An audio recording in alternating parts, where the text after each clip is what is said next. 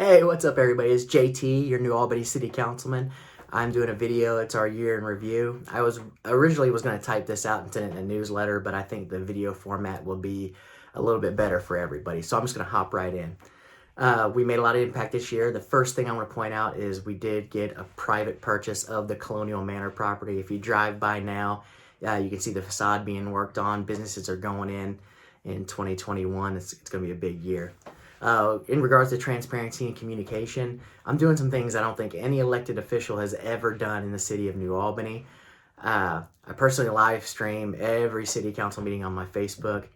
I do have the monthly meetings, my coffee with the councilman, my beer with the councilman.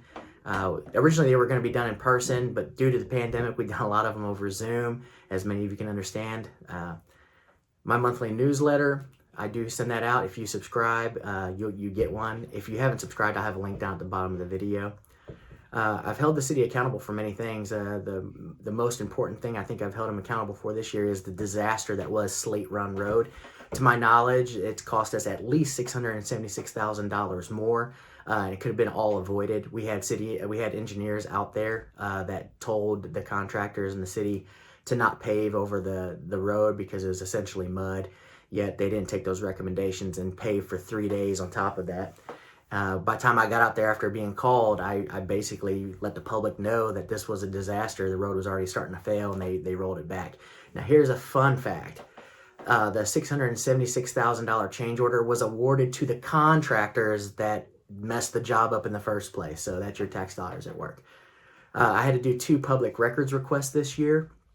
One was regarding city expenditures from redevelopment, and the others were regarding the Slate Run Road project. The reason I had to do that was because over a month on each item, I was not getting any information from the city, completely refusing to answer any of my questions, so I had to take the legal route.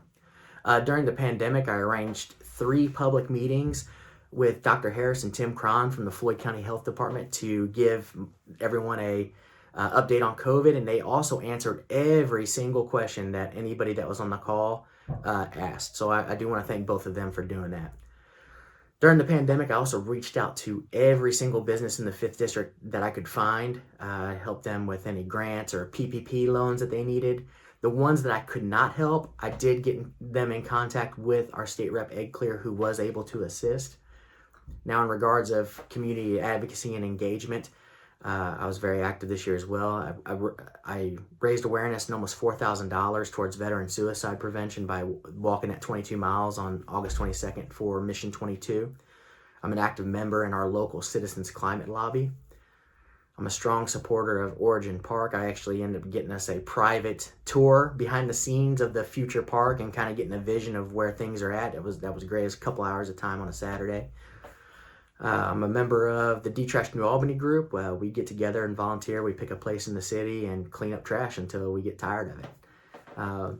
Early in the year, I helped out with the Habitat for Humanity women's build. Now, I did take part in several key votes this year, and I believe those key votes do deserve some explanation from me on my thought process. I have explained it throughout the year on my Facebook, but if you haven't seen it, I'll give another brief explanation of each. I was the lone no vote on a resolution at the beginning of the pandemic to give the mayor the ability to bypass procedures and formalities required by law. This type of legislation, in my opinion, is one of those that, if the government gets wiped out from a natural disaster like a tornado and you have to make decisions on the fly, that's when you need something like this.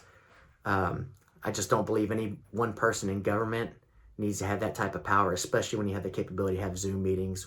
And the governor, in his executive order, gave us the ability to have meetings electronically. I was a yes vote on the failed $50,000 appropriation of the non-tax derived riverboat funds to Catalyst Rescue Mission. And I say non-tax derived because that doesn't affect our taxes. That's actually money we get from the boat from gambling. I think that's a great way to use those types of funds. I was the lone no vote on a tax abatement to Sazerac. Sazerac, this would be their second tax abatement. The spirits industry during the pandemic has been booming. I didn't feel that this was necessary considering, they're making $1 billion this year while our small businesses here in the community are dying. We have to protect our small businesses. They are our lifeblood. So I voted no to that tax abatement.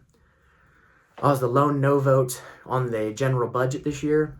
Just in general, I found $800,000 just in glut. Things that we don't use for years, things that we shouldn't use during the pandemic, post-pandemic, items like training, travel, and other items. When the final budget came out, there was little to no adjustment, so I was the lone dissenter. I was the lone no vote on the recent TIF expansion. I was against this for several different reasons, and I'll go ahead and explain those.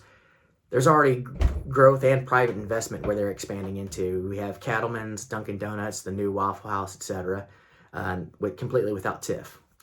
The reason for them to expand TIF is that they said they needed to do a $2 million intersection, which I agree it needs to be done. But I don't think you put it on a TIF for decades. You budget it out and you pay it off in a couple years. We had, with all the glut in the budget that I found and our A+ credit rating that they talked about in 2019, that would make a great down payment on a bill. TIF takes away money from our school districts because it freezes the property tax revenue in that TIF zone. That directly impacts NAFCS. I believe in our education. I believe in our teachers. We just had a school referendum on the last ballot, and I just don't think that's appropriate. TIF and redevelopment are notorious for lack of transparency and any oversight in how they spend our tax dollars. That was more than evident in the 2 public records requests that I had to do this year. So I have some New Year's resolutions. I have places to improve. It's not all sunshine and rainbows. I can be better. I need to be more bullish on the budget in the upcoming years. Traffic calming is still a huge concern. It's gone into a committee and it's just out in limbo. I have brought it up several times and I've been aggressive on it. I'll continue to do so. The fire department is working with a ton of old equipment. They have 2 engines right now that are over 20 years old. They need to be replaced as soon as possible. It's an 18-month lead time for those, so I'll be aggressive on that as well. I want to start engaging with the community more, but in different ways. If a neighborhood association or a community group wants to have an elected official there, I will be there. Getting involved in things like this is what I think I was voted into office to do, and I think when we collaborate together as a community, we can really make a positive change in our neighborhoods. During the council meetings, I'm going to start asking more open-ended questions to other council members. I think it'll create more discussion. I will write more resolutions and ordinances that will further transparency and accountability from the city to the people. And I'll also work hard to look at current ordinances and roll those back if they don't benefit us. And just in closing, each individual during this pandemic has handled it completely different. Just reach out to your neighbors if they're staying home, check on them. The economic impact created from both the government's response and the private response from small businesses is very real and will continue to be real for years to come. The majority of small business nonprofits are hurting. Please actively share their social media posts if you can. Shop, dine, donate, and carry out when you can, if you can, and as you feel safe and comfortable to do so again. I do want to thank you all for listening. You'll have a great day. 2021 is going to be big. I thank you all for the support that you all have given me, and I continue to represent the people.